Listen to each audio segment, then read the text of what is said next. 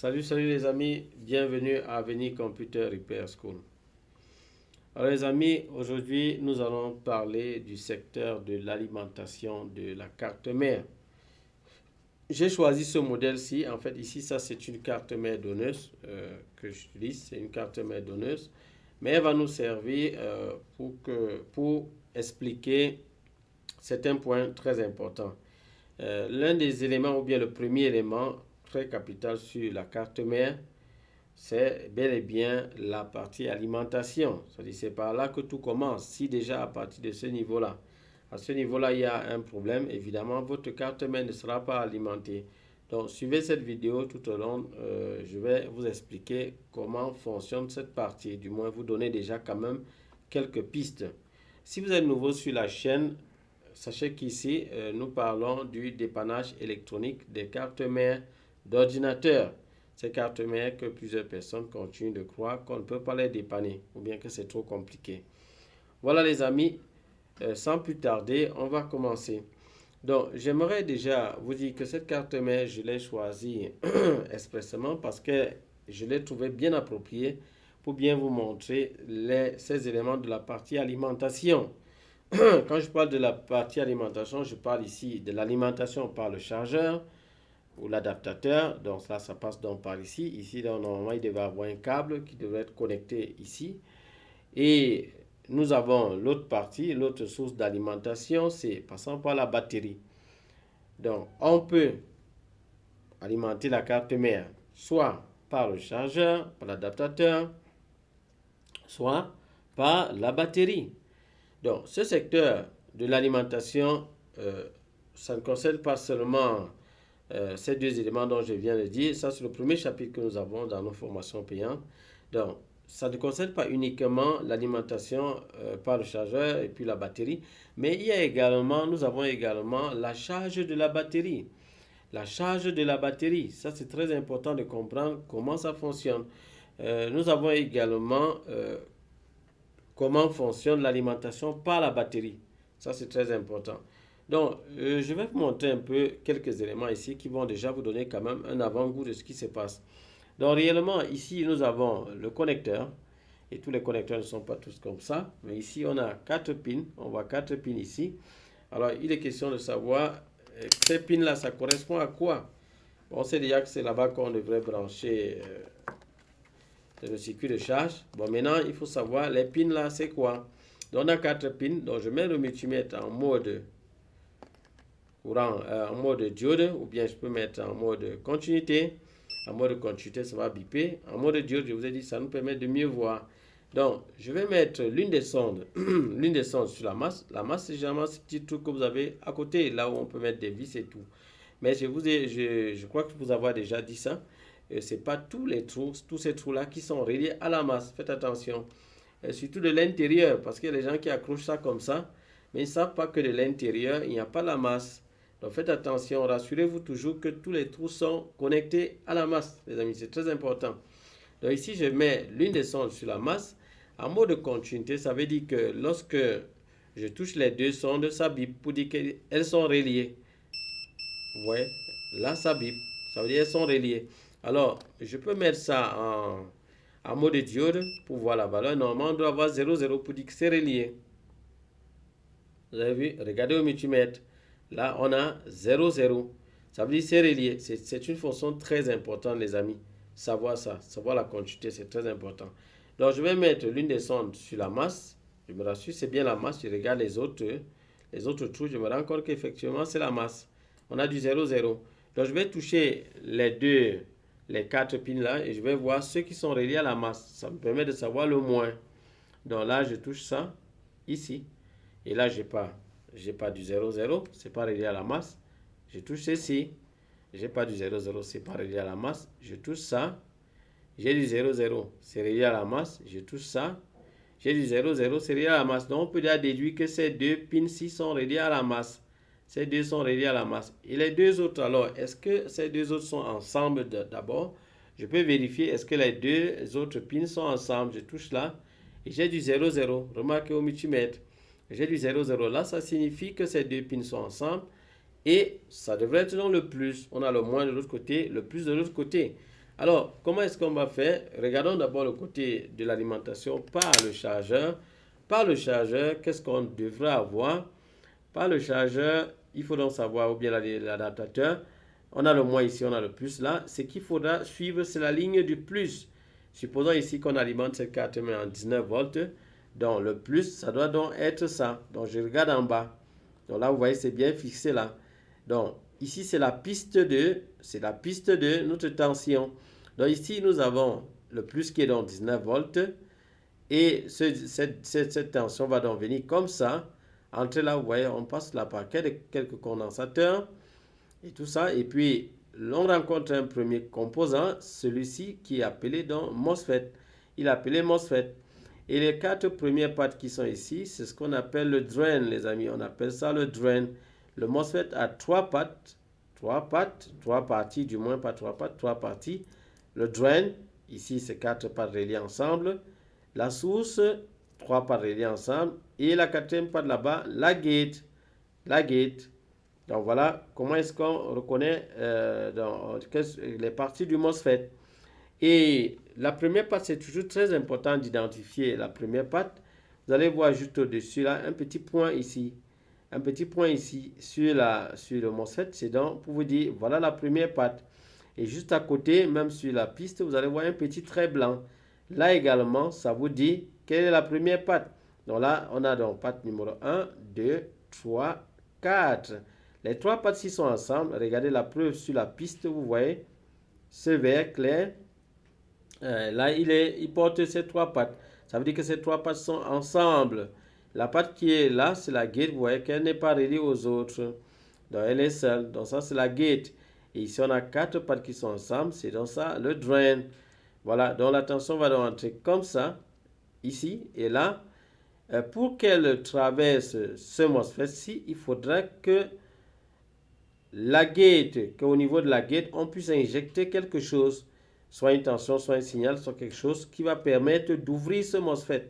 Dans les MOSFET de cette partie alimentation, sachez qu'ils jouent le rôle d'interrupteur, tout simplement. Et c'est à partir de la gate qu'on les ouvre ou qu'on les ferme. Et pour le savoir, sachez qu'on a 2 types de MOSFET. On a les P-channel MOSFET ou les N-channel MOSFET. Les P-channel MOSFET sont ouverts par une tension négative entre la gate et la source. Et là, je peux vous aider facilement pour savoir que votre P-channel MOSFET est fonctionnel. C'est pas compliqué, les amis. S'il n'y a pas de court-circuit à la sortie de ce MOSFET, qu'est-ce que vous pouvez faire? Vous mettez tout simplement la masse au niveau de la gate de ce MOSFET et vous prenez la tension pour voir. Donc, je vous montre ça clairement. Donc, je suppose ici que vous avez déjà branché votre carte mère. Donc, je vous montre ça dans la pratique. Vous avez branché votre carte mère. Vous prenez votre pincette. Donc, voici la masse ici. Vous voyez là, c'est la masse. Qu'est-ce que je fais? Je prends la masse comme ceci. Et je mets ça là. Vous pouvez déjà ne pas brancher la carte mère. Là, ça vous permet juste de bien vous positionner avant de faire cela. Pour éviter de faire du n'importe quoi. Donc, positionnez-vous d'abord avant de faire cela. Donc là, vous voyez que là, j'ai mis l'une des pattes de ma pincette sur la masse et l'autre à la gate de ce MOSFET, qui est le premier MOSFET en fait. J'ai envie de savoir si ce MOSFET est fonctionnel. Si c'est un P-channel MOSFET, j'aimerais savoir s'il est en bon état. Alors, dans ce cas, vous alimentez, c'est-à-dire vous branchez votre carte mère. Évidemment, la 19 volts, vous avez déjà contrôlé qu'elle est ici, mais vous ne savez pas ici de ce côté, vous n'avez peut-être pas de tension et vous voulez savoir si le MOSFET est en bon état. Qu'est-ce que vous allez faire?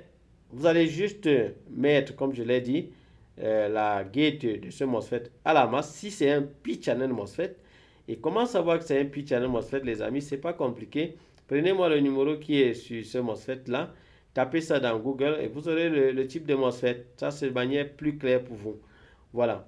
Donc, maintenant que je connais que c'est un P-channel MOSFET, je branche. Bon, avant de brancher, comme je vous l'ai dit, vous mettez la gate à la masse et pour éviter des dommages. Et puis, vous branchez la carte. Dès que vous branchez la carte, mettez votre multimètre en mode courant continu, courant continu pour prendre la tension. L'une de vos sondes, la sonde négative de votre multimètre, vous mettez ça évidemment à la masse pour pouvoir prendre votre tension, ce qui est normal. Et avec l'autre sonde, pour pouvoir vérifier, vous allez vérifier la tension qui sort. Donc vous allez vérifier là, à la sortie de ce MOSFET. Et vous voyez, si vous vous rendez compte que la tension, ça sort, 19 volts, ça veut donc dire que le MOSFET est en bon état, puisque lorsque vous l'avez manipulé, il a fait sortir la tension. Donc avec la masse à la gate pour le P-channel MOSFET, les amis, sachez que la tension doit sortir, c'est automatique. Si le MOSFET est en bon état et qu'il n'y a pas de court-circuit à la sortie de ce MOSFET, les amis. Alors les amis, laissez-moi vous dire quelque chose. Si vous vous retrouvez en train de faire cette procédure-là et vous avez un court-circuit immédiatement, sachez que c'est la preuve immédiate que les 4 pattes de ce MOSFET sont déjà reliées entre elles. Et là, on a deux possibilités. Soit cette liaison-là, c'est sur le MOSFET, soit c'est sur la piste. Alors, pour pouvoir décider dans quel cas vous vous trouvez, vous serez obligé dans ce cas de retirer votre MOSFET. Et vous faites le test à l'extérieur et puis vous regardez sur la piste également pour voir de quel côté on a ce court-circuit. Les amis, il ne doit pas avoir de court-circuit entre la gate et la source. C'est-à-dire, je m'explique plus bien. Vous ne devez pas, c'est pas normal qu'on ait ceci.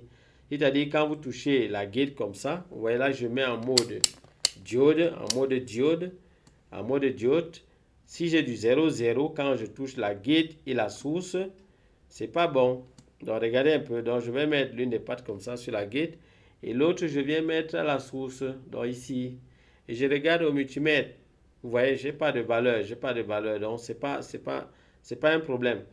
Normalement, si j'inverse, j'aurai peut-être une valeur. Ça peut me donner une valeur. À l'intérieur de ces MOSFET, là, il y a la diode. Il y a des diodes à l'intérieur, les amis. Donc, je mets comme ça. Et là, regardez. Donc là, ici également, on n'a pas de valeur. Ce n'est pas un problème. Ça ne dérange pas. Ça ne dérange pas, les amis. Ce n'est pas un problème. Donc, ici, ça nous permet déjà de comprendre que ce MOSFET, ces 4 pattes, ce n'est pas un court-circuit. Ça ne veut pas dire que le MOSFET est bien fonctionnel, les amis. Pas du tout. Ça ne veut pas dire qu'il est bien fonctionnel. Vous pourrez faire le même test comme ça pour vérifier également s'il y a un court-circuit entre la source et le drain.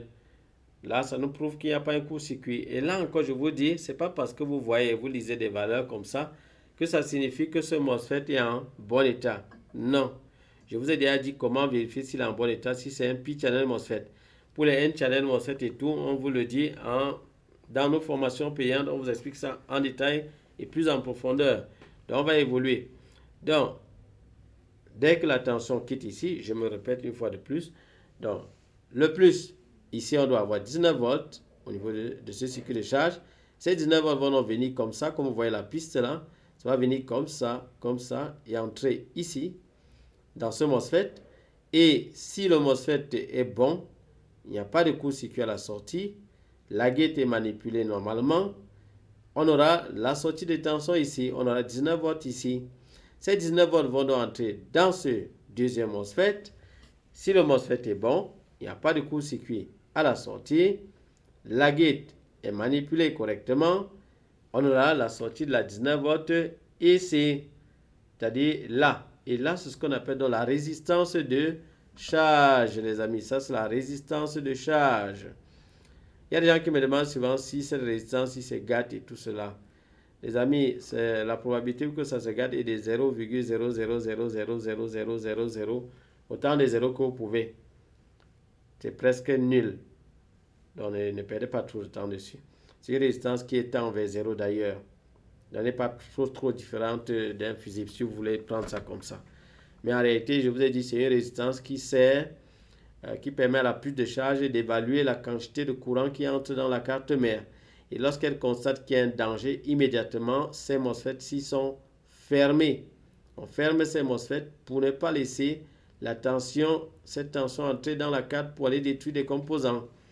Voilà les amis, donc vous voyez ici, on a le circuit, on a clairement le circuit d'alimentation par le chargeur sur cette carte mère. Donc vous voyez, c'est bien dessiné là, c'est bien propre.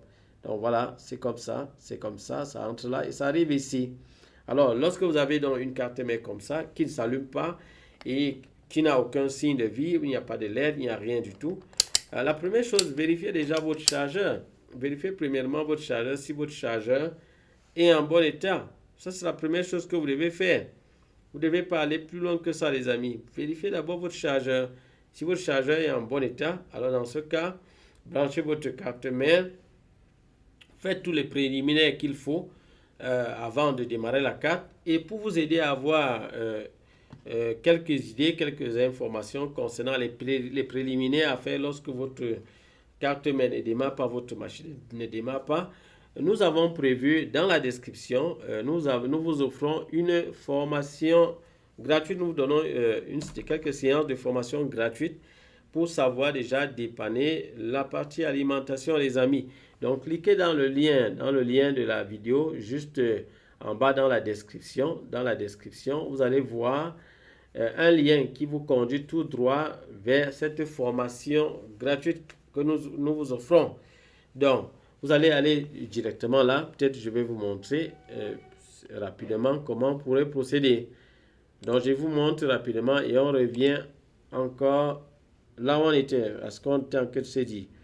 Donc, vous ouvrez comme ceci. Donc, laissez-moi vous montrer ça rapidement, les amis. Il y a des gens qui ont toujours besoin qu'on leur donne, on les explique clairement. Donc, ici, je vais entrer juste dans l'une de nos vidéos.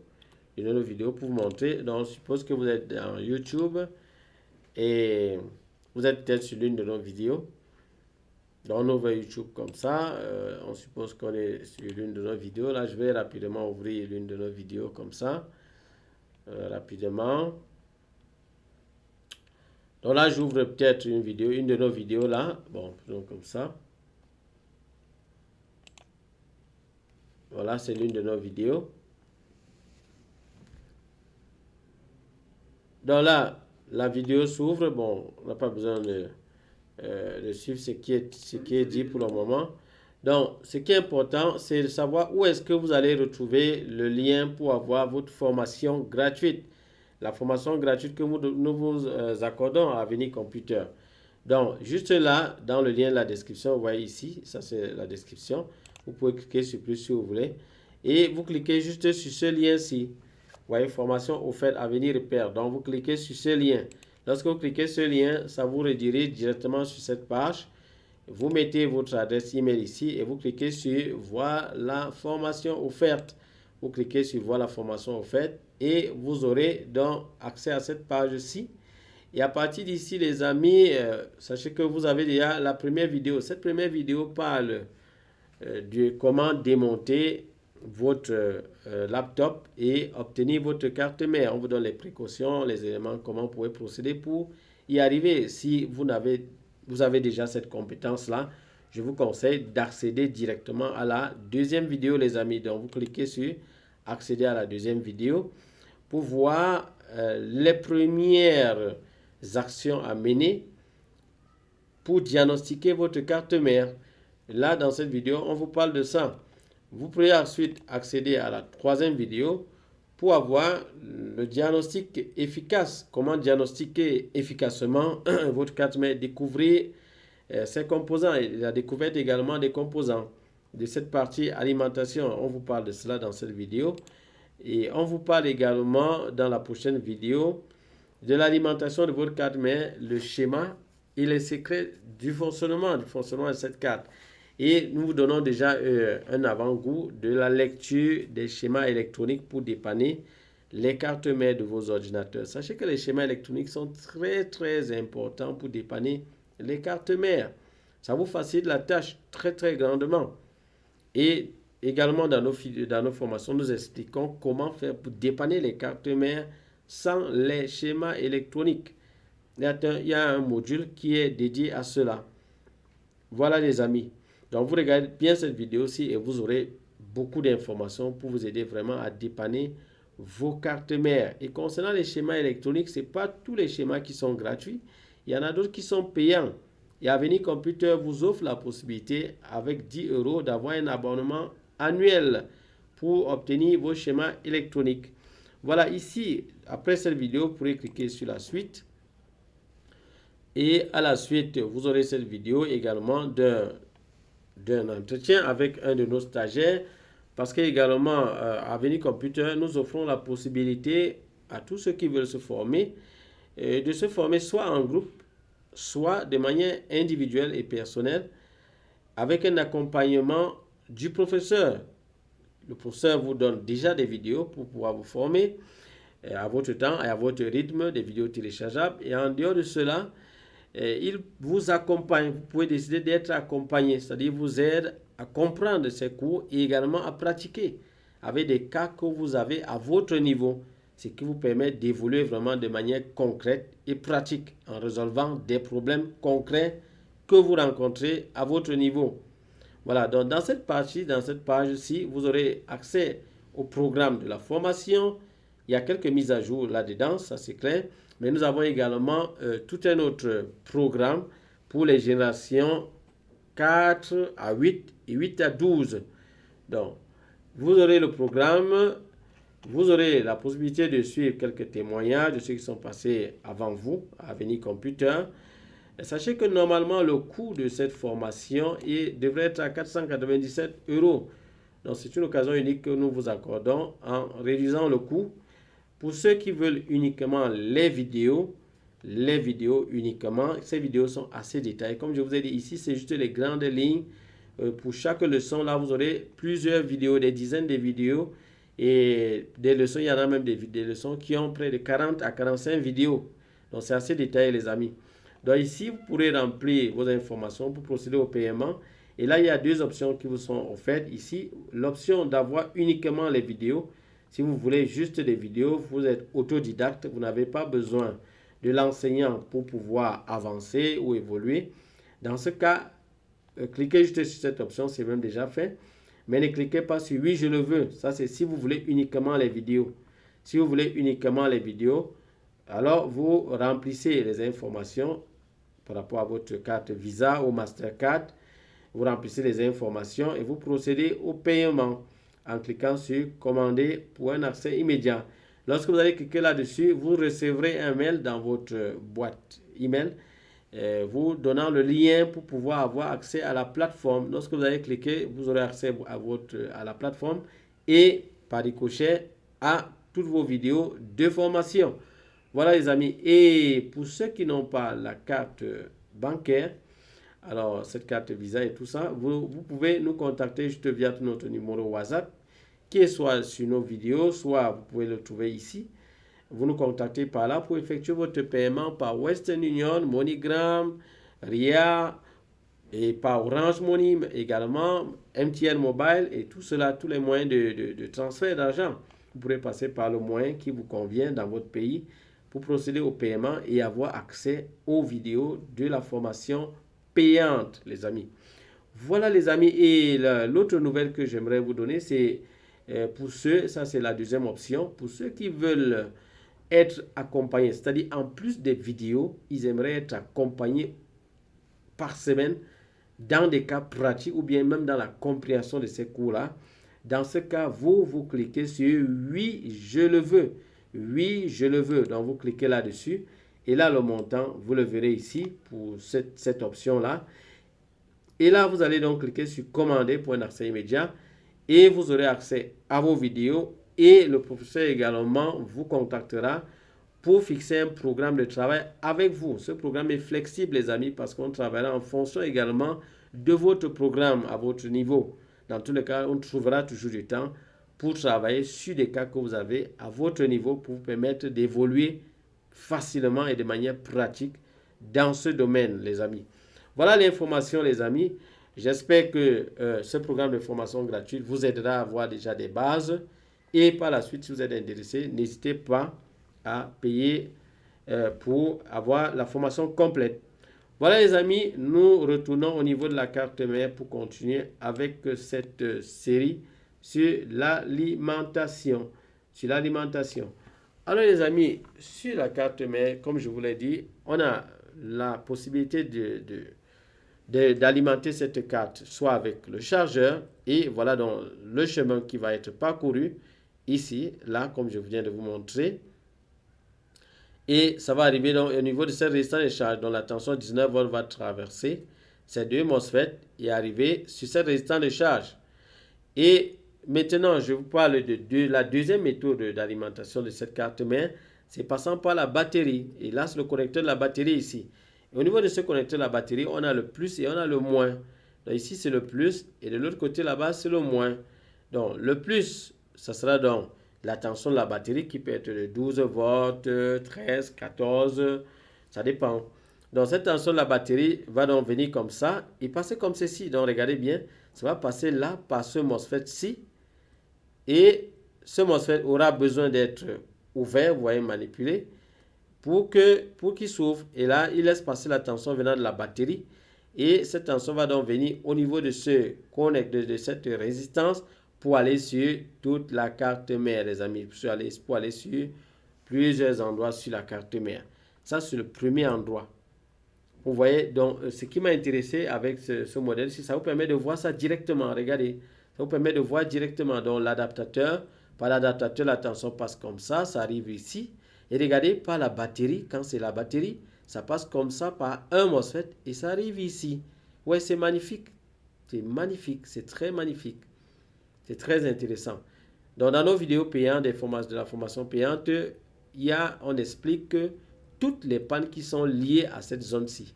Toutes les pannes qui sont liées à cette zone. Et ce qui est encore très intéressant avec cette carte mère, ça vous montre directement le circuit de charge de la batterie. Regardez, c'est vraiment magnifique. Ça vous montre le circuit de charge de la batterie. Donc ici, nous avons la puce de charge de la batterie. Remarquez, ici, on a un condensateur d'entrée. Ça doit être un condensateur d'entrée, on peut vérifier ça. Et ici, on a le high MOSFET, le low MOSFET, qui sont en réalité manipulés par cette puce de charge pour que la tension soit produite sur cette bobine. Et cette bobine va donc dériver cette tension qui va entrer dans cette résistance. Cette résistance, en fait, c'est une jauge. Elle est toujours connectée à cette puce de charge, qui va donc évaluer la quantité d'énergie qui entre pour charger la batterie. Parce que remarquez bien que ça passe comme ça pour entrer encore dans la batterie, les amis. Ça entre dans la batterie. Donc la tension là est produite et à partir d'ici on évalue, la puce évalue ce qui entre dans la batterie. Si elle sent encore que ce n'est pas bon, alors elle pourra manipuler à nouveau ces MOSFET-ci pour que la tension revienne sur cette bobine et entre dans la batterie. Donc voilà comment ça va se passer. Vous voyez ce qui est vraiment très intéressant. Donc vous voyez ici et sur cette carte, tout est au même endroit. C'est-à-dire on a tous les trois au même endroit. Première zone, l'adaptation, c'est-à-dire l'adaptateur charge l'alimentation par l'adaptateur. Deuxième zone, l'alimentation par la batterie. Troisième zone, charge de la batterie. Charge de la batterie, les amis. Charge de la batterie. C'est magnifique, c'est magnifique. Vraiment, je tiens un coup de chapeau à ceux qui ont fait cette carte mère. Ceux qui ont fait cette carte mère. Le fabricant de cette carte mère, c'est qui? Alors, ça peut être, je n'ai pas regardé le schéma, bon, c'est pas grave. Donc, ici, donc, comme je vous l'ai dit, on a les trois secteurs qui sont bien positionnés sur cette carte, mais c'est vraiment intéressant. C'est vraiment intéressant. Donc, sachez que ce ne sera pas toujours comme ça sur toutes les cartes mères, mais ce fabricant est vraiment à féliciter par rapport au positionnement des composants de la partie alimentation. C'est vraiment magnifique. C'est magnifique, les amis. Et là, vous aurez quand même plusieurs problèmes qu'on peut rencontrer dans cette zone-ci. Les problèmes des machines qui s'allument uniquement avec la batterie, mais avec le chargeur, ça ne s'allume pas. Des machines qui s'allument avec le chargeur, avec la batterie, ça ne s'allume pas. Des machines qui s'allument bien avec le chargeur ou bien la batterie, mais quand vous mettez les deux, ça ne s'allume pas. Un petit bonus que je vais vous donner, l'une des pannes, c'est ce MOSFET-ci. L'une des pannes, lorsque vous mettez les deux, ça ne s'allume plus.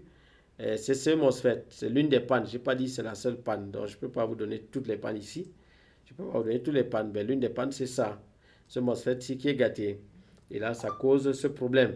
Voilà les amis, et nous avons également d'autres pannes. Vous branchez la carte mère, la batterie ne se charge pas. Pourtant, votre chargeur est en bon état, la batterie est en bon état, mais vous n'avez pas de charge de la batterie. Nous en parlons, comme je vous l'ai dit, dans nos formations payantes, les amis. Faites l'effort de souscrire au moins à l'une de ces formations. Les amis, la connaissance n'a pas de prix. Voilà les amis, et l'ignorance, c'est ça qui cause la plupart des problèmes que les gens ont. Voilà. Et j'aimerais terminer en disant, pour ceux qui sont nouveaux sur la chaîne, n'oubliez pas, ne manquez pas de vous abonner. Laissez-nous un pouce bleu si la vidéo vous a intéressé. N'hésitez pas de commenter également et activez la cloche de notification pour recevoir de manière automatique toutes nos prochaines vidéos. Et les amis, je vous dis à bientôt pour d'autres vidéos. Bye bye.